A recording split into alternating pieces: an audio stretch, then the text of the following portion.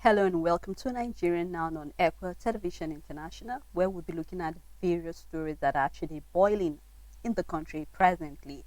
Looking at various stories, looking at the African Union suspending, Niger over the coup. We'll also be looking at quite a number of stories, the strike coming from the doctors, and also we will hopefully also tend to look at the issue of insecurity in the country. We can do without talking about that. I am Stella Elisha Dashim, and I'll be doing this together with Rachel Tensei. Good afternoon, Rachel. Afternoon, Stella. How you doing? I'm fine. How about you? Great, thank you so much. Please, to our viewers, you can join the conversation by dropping your comment on our Facebook and YouTube, and then whatever your thoughts are concerning any of the stories on how we can come with recommendations on how to be better as a country, you can drop it there in regards to the story. Now, Rachel, let's jump the broom. Looking at what's happening presently, starting with the African Union.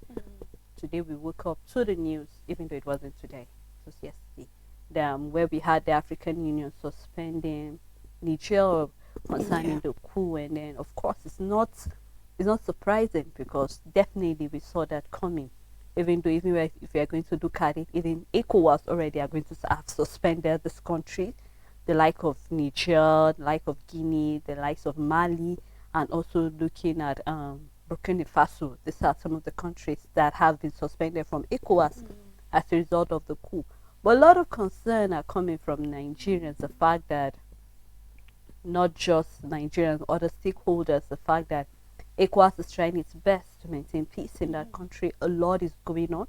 We saw the likes of El-Rufai, the likes of Fani Kayode saying that war is not the way forward. In fact, just recently, Abdul Salami was in the country during the weekend, and he got to talk to the president on the fact that it is important for ECOWAS to bank on diplomacy. And he's not the first. I mean, we had Sanusi, the former emir of Kano, went there and said the same thing. We had Islamic clerics that visited.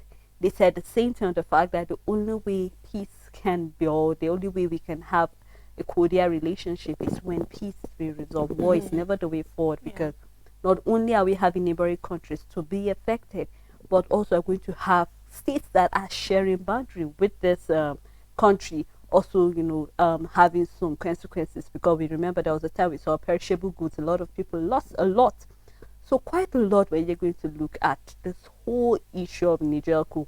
We're hoping that things will get better, but it seems every day it keeps taking a different turn, Rachel. So really right now, I don't know, how do you hope to wrap your head around all of this situation happening in Niger presently? Stella, as it is now, ECOWAS has no other option, going by its book, than diplomacy in dealing with Niger Republic. The reason being is that, okay, on the papers, we've seen that AU have suspended Niger Republic, and then this got me asking, why does it feel like Nigeria keeps meddling and meddling into the issue of Niger? It feels like there's no solution. Then the question is, what is ECOWAS means of copying things like that? Because I want to believe that ECOWAS have been a body existing and have what has been guiding it, and which is the treaty. And this will make you understand that ECOWAS is an economic union by nature. Now, its responsibility majorly is concerning economic relationship with its member state. However, they do have fundamental principles for sure, right? That goes with the fact that member states have to make sure that there is democracy in the country, rights of people are not tampered with, and all of that. But everything about ECOWAS, even its number one aim, when it comes to the treaties signed by all of these states, including Niger, is integration between member states for the union, or for the reason of economic stability and improving the standard of living for its member state. No wonder it becomes a slippery one for Nigeria, because we are trying to take a measure that there is no room for it in the books in the first place. And that is why we are facing the position where using force will only be back at our own detriment, and it will only affect the countries that decide to go on that, because there are sanctions. And when you look at these sanctions, for example, it has to do with suspension of of aids that have been given to member states, withdrawing them from activities. And as it is now, these are some of the sanctions that have been imposed, and that is where the economic community's power ends.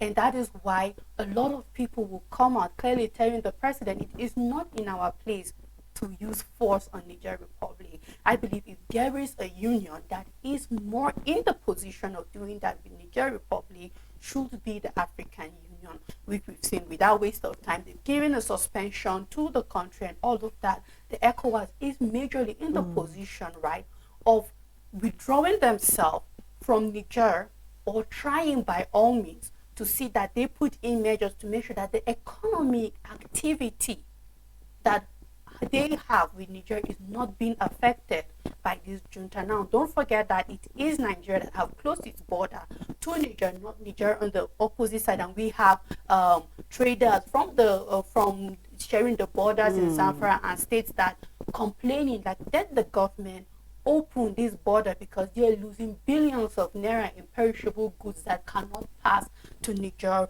Republic.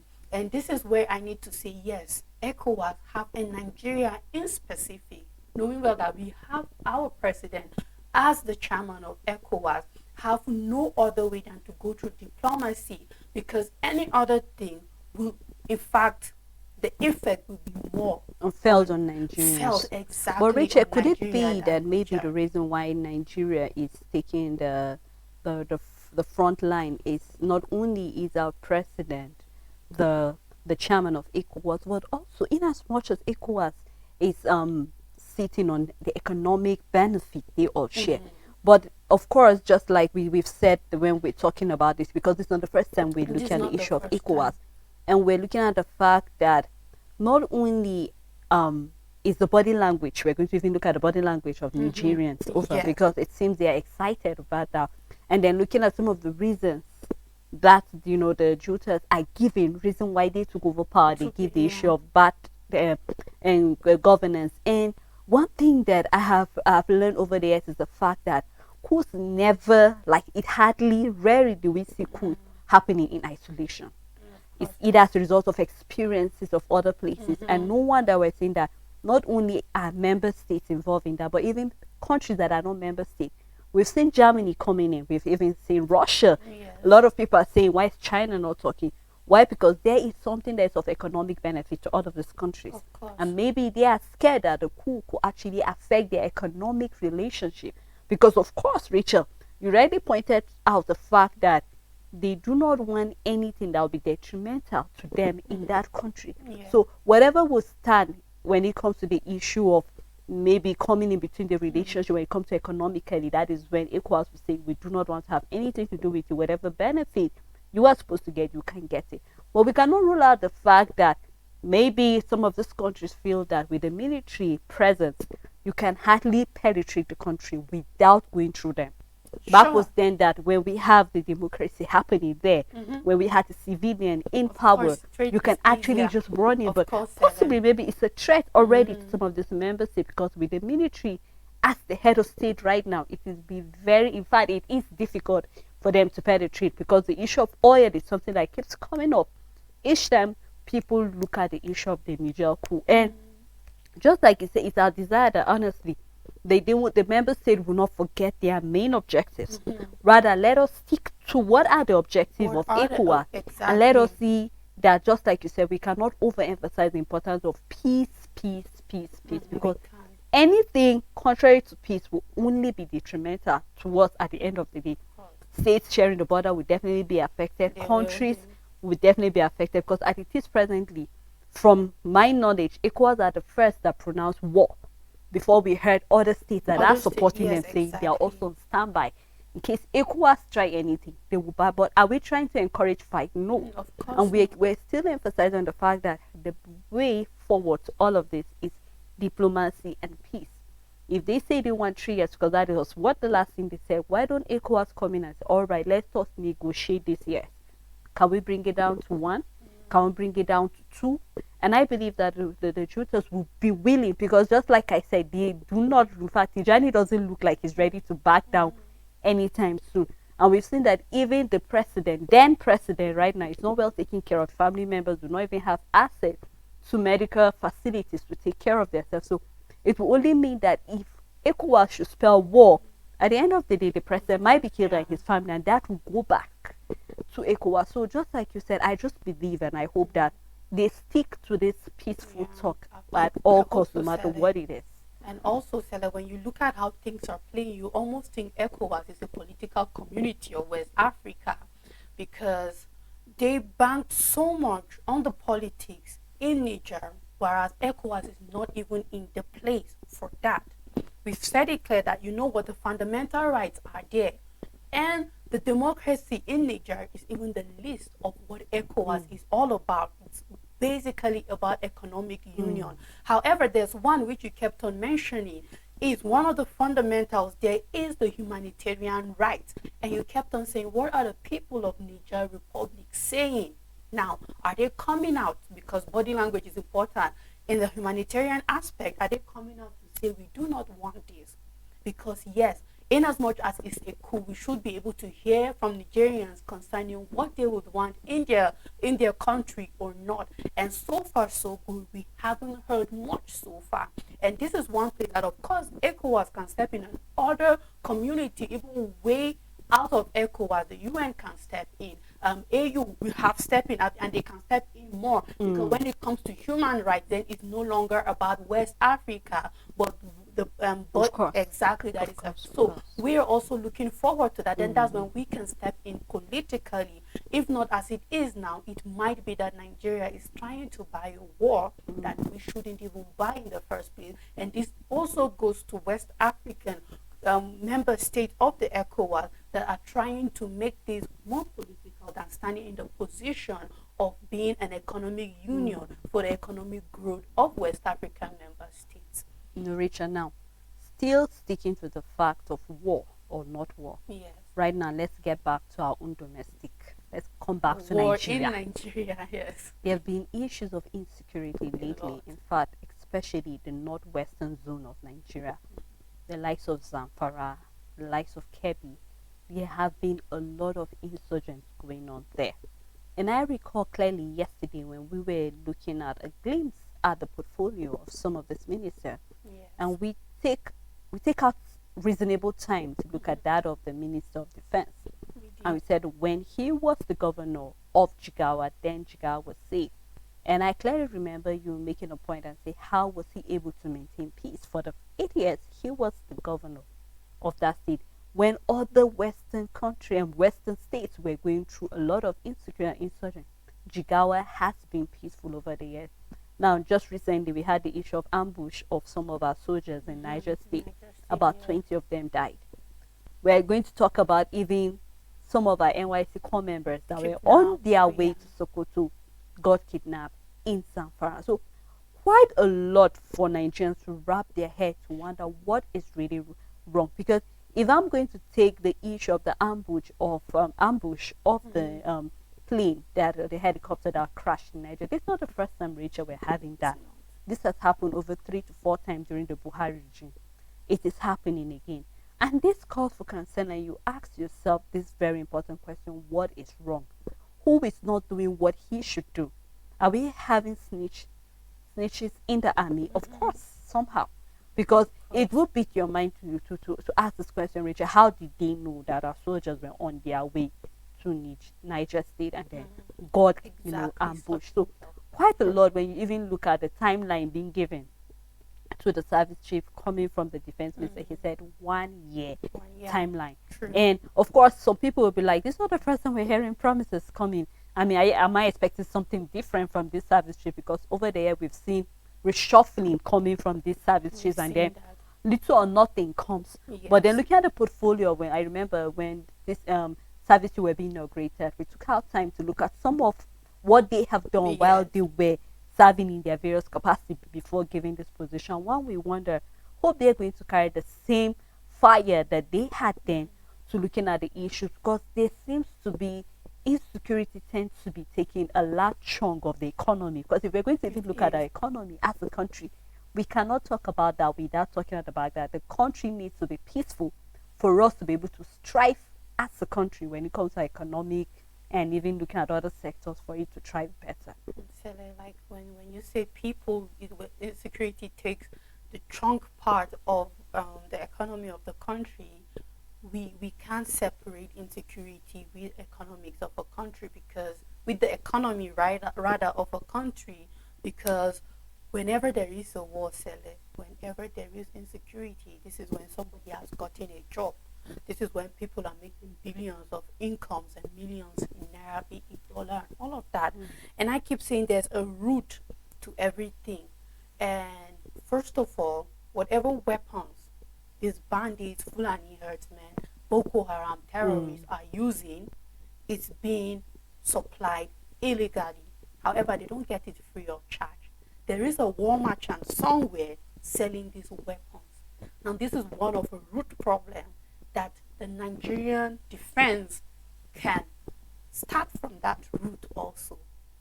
You understand, Sele? Because it's just, there are so many branches, right? And even a root is not just one. It's spread across. There are so many roots. Let me put it like that. 413. So this is one of the roots that the Nigerian army or people that are in charge can start fighting. Where are these weapons coming from? Who is supplying it?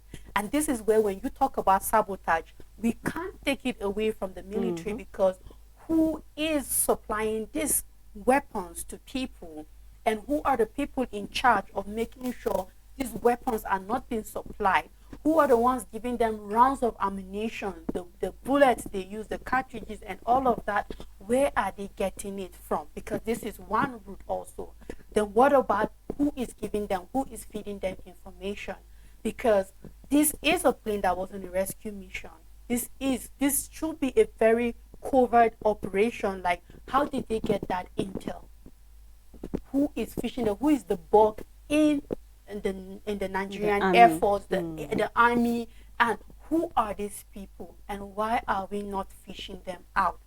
Then, whether we like it or not, we may assume, but it is a fact there that we might not have the details yet, but for sure this is what is happening in our defense system.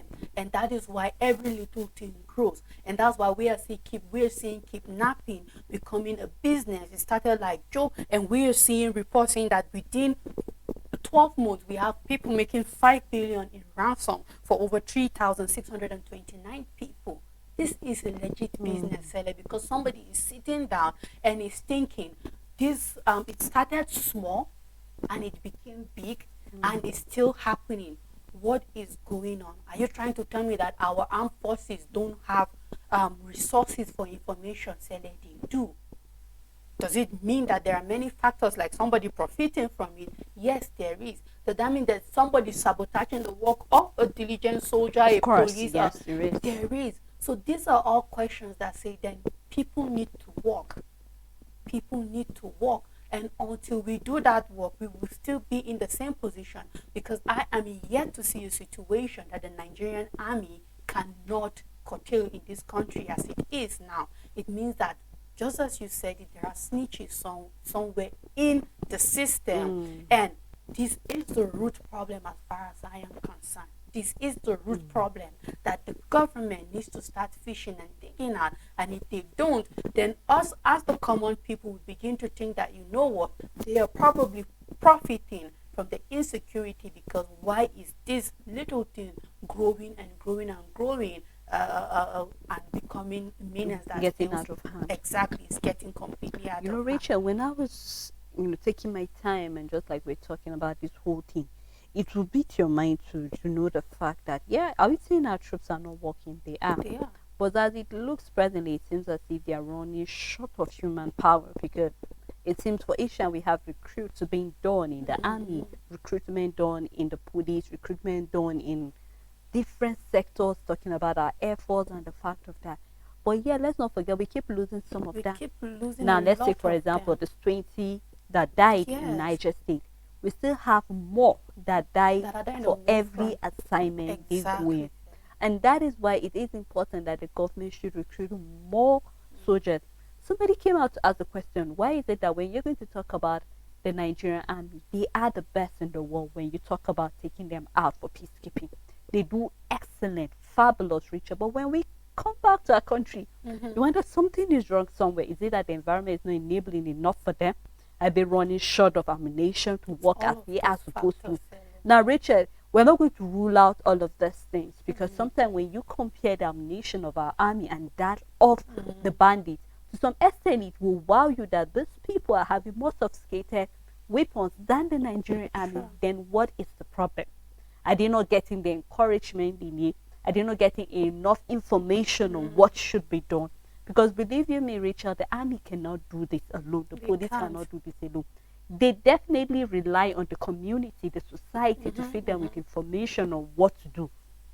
Till date, I mean, when you go to certain checkpoints, we still have this banner that has been set for those who, if you get any of them, at 500,000 will be given to you, and then we have names.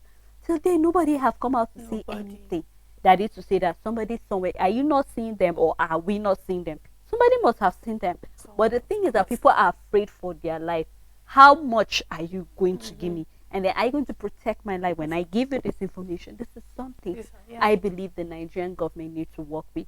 And also, the defense ministry cannot work alone. They They can't definitely work need alone. synergy collaboration with others, They talking about do. Ministry of Interior, They talking do. about the Ministry of Information and National Orientation. I'm happy they added national orientation on it because a lot of people are not being given the proper orientation on how to do certain things. So right now, we just, it's our desire, Rachel, because a lot is happening. Right now, even those core members that were being kidnapped, one of them already, the kidnapper has informed one of the parents and said a ransom of about 4 million is needed. Now, Rachel, already from what you're saying, looking at the kidnapping industry, quite a huge amount of money has already It been is a discovered there. huge amount. We're having more. And just like you said, that means somebody somewhere is funding them and giving them all that they need. So we hope that they'll do the right We thing. hope that they do the right thing, Sele, because it's really sad when you said kidnapping industry. It has become an industry over the years, and then it is really a sad one because it shouldn't even be in the first place. And even for the government being abducted, we have clearly said that, you know what, perhaps NYSC, this shouldn't be the job only for me as a core member that have been recruited to care about my safety, but also from the day I received the call-up letter, it is in the responsibility for NYSC to do something about my safety and my security. And just as you said, Sele, it is important. I was looking forward to seeing our ministers talking about synergy, not talking about how they plan to work alone, because the defense ministry can't do it alone. He needs the minister of roads and work. He needs the minister of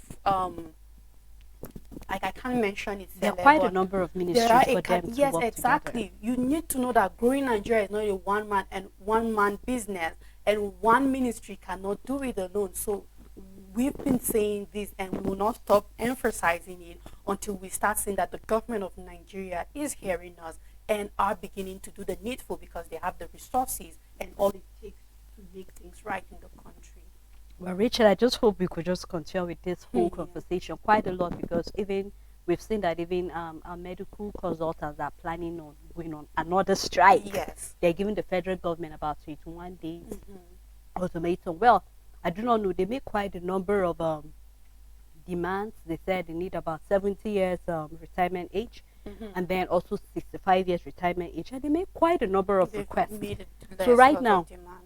we are still having our resident doctors on strike and then another strike. So what do you have to Another. say quickly, Richard? Like, I just want to quickly go to Ogun State, because the major reason for their strike is the hazard allowance. And when you look at it, most of these doctors are not even talking about their major pay. But we know that benefits are what add up and make someone's standards of living better. And when you are denying these people of their benefit, it is no doubt that you will see. So the question for me to the government is, why are you not paying these benefits? Because we keep seeing allocation, we keep seeing things being spent the wrong way in the country. But the bottom line is, let it not be that you are completely not paying these people, but be consistent even with the little. If it ends up becoming an area, so far, fine. But don't make it that you are completely not giving this hazard allowance. And I believe that that is the bone of contention for our doctors, that they are not even seeing it completely. And every day we keep seeing a government who is willing to squander on the things that are not bringing growth to the nation as it is now. Well, Rachel, we hope they'll do the right thing. I We just hope hope they that do this the right 21 day ultimatum does not elapse before we start We hope hearing not. our members calling them for a seat, that We they will hope do not. the right thing. Thanks Yeah. so much, Rachel, You're for doing welcome, this with me. Sally. And thank you to our viewers, our supporters for always keeping it with us on the program Nigerian Now. Until we come here again, bye for now.